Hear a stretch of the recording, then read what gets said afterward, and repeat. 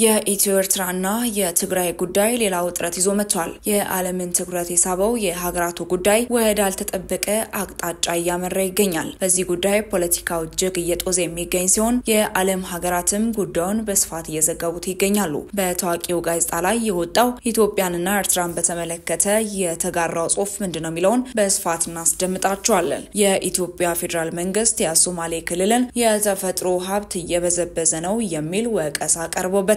መረጃውን በስፋት እናስደምጣቸዋለን። እስራኤል በደቡባዊ ጋዛ ኻን ዩኒስ ባደረሰችው የአየር ጥቃት ከፍተኛ የሐማስ ፖለቲከኛ አመራር መገደላቸው ተሰምቷል። በዝርዝር የምንመለከት ይሆናል። ዶናልድ ትራምፕ በካማላ ሃሪስ ላይ የወሰዱት አነጋጋሪ እርምጃ። ሰላም ጤና ይስጥልን። በመላው ክፍለ ዓለማት የምትገኙ የዴ ታርጌት ኒውስ ቤተሰቦቻችን በያላችሁበት የዓለም ስፍራ ሁሉ ሰላማችሁ ይብዛልን እያልን እነሆ ለቻናላችን አዲስ ከሆናችሁ ቻናላችንን ሰብስክራይብ በማድረግ ቤተሰብ እንድትሆኑን በተጨማሪም የደወል ምልክቱን በመንካት ዘላቂ ቤተሰብነትን ከኛ ጋር እንድትመሰርቱ እንዲሁም በየዕለቱ የምንለቃቸውን ቪዲዮዎችን ከወደዳችሁ ላይክ እና ሼር እንድታደርጉልን እየጠየቅን ወደ መረጃዎቹ እናመራለን። መልካም ቆይታ። ወደ አስቀደምንላችሁ መረጃችን ስናመራ ኢትዮ ኤርትራንና ትግራይን በተመለከተ በርካታ መረጃዎች በዓለም አቀፍ ሚዲያዎች ላይ በስፋት እየተዘገቡ ይገኛሉ። የኢትዮ ኤርትራ ጉዳይ አነጋጋሪነቱም እንዲሁም ደግሞ ውጥረቱ እንደቀጠለ ነው። በትግራይ ክልል ያለው ሁኔታ ሌላ ውጥረትን ይዞ መጥቷል። የእንግሊዙ ተነባቢ ጋዜጣ ዘ ኢኮኖሚክስ በትግራይ እንዲሁም በኢትዮ ኤርትራ ዙሪያም ሰፋ ያለ ዘገባን ይዞ መውጣቱን ተመልክተናል። ዘገባው በትግራይ ክልል ማርች 11 2024 የታጠቁ ሰዎች ኤርትራን ከትግራይ በሚያዋስነው አዲግራት ከተማ ጭምብል የለበሱ በርካታ ታጣቂዎች መታየታቸውን ያተታል። ፊታቸው በጥቁር ጭምብል ተሸፍኖ የመንግስት መስሪያ ቤቶችን ወረው ከንቲባውን በቁጥጥር ስር አውሏልን ብሏል። ከዚህ በተጨማሪም ባሳለፍነው ሳምንት በዶክተር ደብረጽዮን ገብረሚካኤል የሚመራውን ህወሓት ቡድን የመቀለ ከተማን መቆጣጠሩና በርካታ የጊዜ አስተዳደር ደጋፊዎች አክቲቪስቶች እንደታሰሩ እንደተደበደቡና እንደሸሹም ገልጿል። ሁኔታ አሁን ላይ በኢትዮጵያና በኤርትራ መካከል ለተፈጠረው ችግር ሌላ ተጽዕኖ ይኖረዋልም ብሏል። እንደ አውሮፓውያን አቆጣጠር ከ2020 እስከ 2022 በትግራይ በተደረገው ጦርነት የኢሳያስ ጦር ከፌዴራል መንግስቱ ጦር ጋር በመሆንም በህወሓት ላይ የጋራ ጠላት በሚል አብረው ዘምተዋል ያለ ሲሆን አሁን ላይ ኢሳያስ የኢትዮጵያ ተቃዋሚ ኃይሎችን እያስታጠቀ ነው፣ ከግብጽና ከሶማሊያ የኢትዮጵያ ተቃዋሚዎች ጋርም ጥምረት ፈጥሯልም ብሏል። ኢትዮጵያ በቀይ ባህር ላይ የባህር ኃይል ጦር ሰፈር እንደምትፈልግ ጠቅላይ ሚኒስትሩ መናገራቸውንም ጠቅሶ አሁን ላይ በሁለቱ ሀገራት ድንበር ላይ በሚገኘው በትግራይ ክልል ያለው ቀውስም በሁለቱ ሀገሮች መካከል የተፈጠረውን ያልተረጋጋ ግንኙነት የበለጠ አደገኛ ያደርገዋልም ብሏል። ያለፉትን ሳምንታት የመፈንቅለ መንግስት ሙከራ ያደረገው ቲዲኤፍ አሁንም በ10 ሺዎች የሚቆጠር ጦር ያዙ ተዋጊዎች እንዳሉት ትልቅ የኃይል ሚዛን እንዳለው ዘገባውም ጠቅሷል። ጠቅላይ ሚኒስትር አብይ አህመድ ከኤርትራ ጋር በሚደረገው ጦርነት ከጎናቸው እንዲሰለፍ ህወሓትን ከዚህ ቀደም ጠይቀው የነበረ ቢሆንም ግን ውድቅ መደረጉን ዘገባው ያትታል። አንዳንዶቹ የቲዲኤፍ መሪዎች የፌዴራል መንግስቱን ለመጣል ከኤርትራ ጋር ህብረት ለመፍጠር እየሞከሩ ነው ብለዋል። ዘ ኢኮኖሚስት በዘገባው የኤርትራ ወታደራዊ አማካሪዎችና የመረጃ መኮንኖች ባለፉት ቀናት አዲግራትና መቀለ መግባታቸውን ከታማኝ የመረጃ ምንጮች ሰምቻለሁ ብለዋል። ጠቅላይ ሚኒስትሩ አቶ ጌታቸው ረዳን ወደ ቦታቸው ለመመለስ ወታደሮችን ወደ ትግራይ ከመላክ ይልቅ ትግራይን ለዶክተር ደብረጽዮን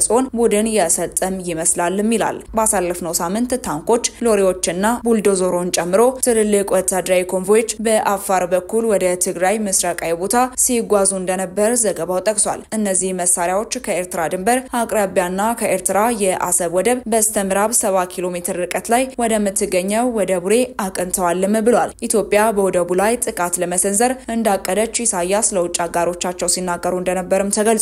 የኤርትራ መንግስት ከየካቲት ወር ጀምሮ በሀገር አቀፍ ደረጃ ወታደራዊ ግዳጅ አውጇልም ብሏል። የፌዴራል መንግስቱ በትግራይ የተፈጠረውን ቀውስ በማርገብ ሚናውን ሊወጣ ይገባል ያለው ዘገባው ካልሆነ ግን ከኤርትራ ጋር ካለው ውጥረት ጋር ተያይዞ ከባድ ቀውስ ሊፈጠር ይችላልም ሲል ነው ዘገባው ያስታወቀው። እስራኤል በደቡባዊ ጋዛ ሃን ዩኒስ ባደረሰችው የአየር ጥቃት ከፍተኛው የሐማስ ፖለቲካዊ አመራር መገደላቸው ተሰማ። የሐማስ ኃላፊ እሁድ ጠዋት ለቢቢሲ እንደተናገሩት የፖለቲካ አመራር የነበሩት ሳላ በእስራኤል ጥቃት ተገድለዋል። የአካባቢው ሰዎች የሐማስ የፖለቲካ ክንፍ አባል የነበሩት ሳላ እና ሚስታቸው በአየር ጥቃቱ መገደላቸውን ተናግረዋል። የእስራኤል ባለስልጣን እስካሁን ስለ ግድያው አስተያየት አልሰጡም። የእስራኤል ጦር ኃይል ካለፈው ሳምንት ማክሰኞ ጀምሮ በጋዛ ከፍተኛ ጥቃት ማድረስ የጀመረ ሲሆን ለተኩስ አቁም መቋረጥም ሐማስን ተጠያቂም ያደርጋል። በእስራኤልና በሐማስ መካከል በአውሮፓውያኑ ጥር 19 የተፈረመው የተኩስ አቁም ስምምነት ከሁለት ወራት በኋላ ፈርሷል። ሐማስ የእስራኤልን ወቀሳ አይቀበለውም። የፍልስጤሙ ታጣቂ ቡድን በኳታር፣ ግብጽና ዩናይትድ ስቴትስ አሸማጋይነት የተፈራረመውን የተኩስ አቁም ስምምነት ያፈረሰችው እስራኤል ናት ይላል። በሐማስ የሚመራው የጋዛ ጤና ሚኒስቴር እንዳለውም ባለፉት 24 ሰዓታት ብቻ ጋዛ ሰርጥ በእስራኤል ጥቃት 32 ፍልስጤማውያን ተገድለዋል። እስራኤል በጋዛ ጥቃት ማድረስ የጀመረችውም በአውሮፓውያኑ ጥቅምት 7 2023 ሐማስ በእስራኤል ምድር ባደረሰው ጥቃት 1200 ሰዎችን ገድሎ 251 ሰዎችን አግቶ ከወሰደም በኋላ ነው። ከዚህ በኋላ እስራኤል በጋዛ ባደረሰችው የአየር ድብደባና የእግረኛ ጦር ዘመቻ 49500 ፍልስጤማውያን ተገድለዋል። አልፎም በጋዛ ያለው መሰረተ ልማትም ሙሉ በሙሉ ሲወድም በርካቶች ከመኖሪያ ቤታቸው ተፈናቅለዋል። ወደ ቀጣይ መረጃችን ስናመራ የአሜሪካው ፕሬዝዳንት ዶናልድ ትራምፕ የቀድሞ ፕሬዝዳንት ካማላ ሃሪስ የነበራቸውን ምስጢራዊ መረጃ የመመልከት ፈቃድ አነሱ። ባለስልጣኖች የሀገሪቱን ምስጢራዊ መረጃ መመልከት የሚችሉበት ፈቃድ የተነጠቁት የትራምፕ ተቀናቃኝ የነበሩት ካማላ ሃሪስ ብቻ ሳይሆኑ ሂላሪ ክሊንተንም ጭምር ናቸው። ትራምፕ የቀድሞ ባለስልጣኖችና ተቺዎቻቸውን ፈቃድ አንስተዋል። የቀድሞ ፕሬዝዳንት ጆ ባይደንን እንዲሁም የቤተሰቦቻቸውን ፈቃድ እንደሚያነሱም ሲናገሩ ነበር። እነዚህ ሰዎች ምስጢራዊ መረጃ የማግኘት ፈቃዳቸው ለብሔራዊ ጥቅማችን ዋጋ ስለሌለው ፈቃዳቸው እንዲነሳ ወስኛለሁ ብለዋል ትራምፕ። ከዚህ በፊት በነበረው አሰራር የቀድሞ ባለስልጣኖች ምስጢራዊ መረጃን የማግኘት ፈቃዳቸው ይጠበቅላቸዋል። ትራምፕ ፈቃዳቸውን የነጠቋቸው ተቀናቃኞቻቸው ወደ መንግስት ተቋማት የመግባት ፈቃድ አይኖራቸውም። ምስጢራዊ መረጃ ያገኙም በየቀኑ ለፕሬዝዳንቱ የሚሰጠውን ማብራሪያ አያገኙም። እንዲሁም በደህንነት ተቋማት ስር ያለ መረጃን አያገኙም ይላል የተላለፈው እግድ። ትራምፕ በከፍተኛ የባይደን አስተዳደር ባለስልጣናት ላይ ያነጣጠረ እርምጃ ነው የወሰዱት። ዋንኛ ተቺዎቻቸውና ትራምፕን ፍርድ ቤት ያቀረቡ አቃቤ ሕጎችም በእግዱ ተካተዋል። የባይደን የውጭ ጉዳይ ኃላፊ አንቶኒ ብሊንከን፣ የብሔራዊ የደህንነት አማካሪ ጄክ ሱሌቫን እና ምክትል አቃቤ ሕግ ሊሳ ሞናኮ ፈቃዳቸው ተነስቷል። ትራምፕ በቀድሞ የስልጣን ዘመናቸው አስተዳደር ላይ የነበሩና በፍርድ ቤት ምስክርነታቸውን የሰጡ ሁለት ሰዎችን ፈቃድም ነጥቀዋል። እነዚህ ፊዮና ኢል እና አሌክሳንደር ቪድማን ናቸው። ሪፐብሊካን የሆኑ ተቺዎችም ሊዝ ቼኒና አዳም ፈቃዳቸውም ተነስቷል። በካፒቶል ሂል አመጽ ጋርም በተያዘ በተከፈተው ምርመራ የተሳተፉ ብቸኛ ሪፐብሊካኖችም ነበሩ። ትራምፕና የንግድ ተቋማቸውን የከሰሱት የኒውዮርክ አቃቤ ሕግ ለቲሻ ጄምስ ፈቃድም ተነስቷል። በዚህ ክስም ትራምፕ በ100 ሚሊዮን ዶላሮች የሚቆጠር ክፍያ ቢፈረድባቸውም ትራምፕ ይግባኝም ብለዋል። ትራምፕ የፌዴራል መንግስቱን ሰራተኞች ከመውቀሳቸው ጋር የተያዘ ክስ የመሰረቱት ኖርም ሜሪሰንም ፈቃድም ተነጥቀዋል። በ2021 ባይደን ስልጣን ላይ ሳሉ ትራምፕ ያልተገባ ባህሪ አሳይተዋል ብለው ትራምፕ ምስጢራዊ መረጃን የማግኘት ፈቃዳቸውን መገደባቸው ይታወሳል። በ2024 የፍትህ ቢሮ ባገኘው መረጃ ባይደን ምክትል ፕሬዝዳንት ሳሉ ባልተገባ መንገድ ምስጢራዊ መረጃ አግኝተዋልም ብሎ ነበር። በ2023 ደግሞ ትራምፕ ምስጢራዊ መረጃን ባልተገባ ሁኔታ ይዟልም ተብሏል። ወደ መጨረሻው መረጃችን ስናመራ የኦጋዴን ነጻነት ግንባር ኦብነግ የኢትዮጵያ ፌዴራል መንግስት የሶማሌ ክልልን የተፈጥሮ ሀብት እየበዘበዘ ነው ሲልም ወቅሷል። የኦብነግ ቃል አቀባይ የሆኑት አብዲል ቃድር ሐሰን አብዲ ጃሊል ሾ ከተሰኘ ፕሮግራም ጋር ባደረጉት ቃለ ምልልስ ሲናገሩ የተኩስ አቁም ስምምነት ያደረጉት በሶማሌ ክልል ውስጥ ኦብነግ ድርሻ እንዲኖረው በሚል እንደነበርም ጠቅሰዋል። የክልሉ መንግስትና ኦብነግ በጥምረት ሆነው የነዋሪው መብት የማስከበር ስራ እንዲያከናውኑ ስምምነት ላይ መድረሱን የጠቀሱት ቃል አቀባዩ ይሁንና በፕሬዝዳንት ሙስጠፋ መሐመድ ኡመር የሚመራው ክልሉን የሚያስተዳድረው መንግስት በአዲስ አበባ የሚገኘውን ፌዴራል መንግስት ወኪል ሆኖ እየሰራ እንደሚገኝም አስረድተዋል። በኢትዮጵያ የሚገኘው የሶማሌ ህዝብም መብትም አሁን በፌዴራል መንግስቱ ፍላጎት ላይ መመስረቱንም ጠቅሰዋል።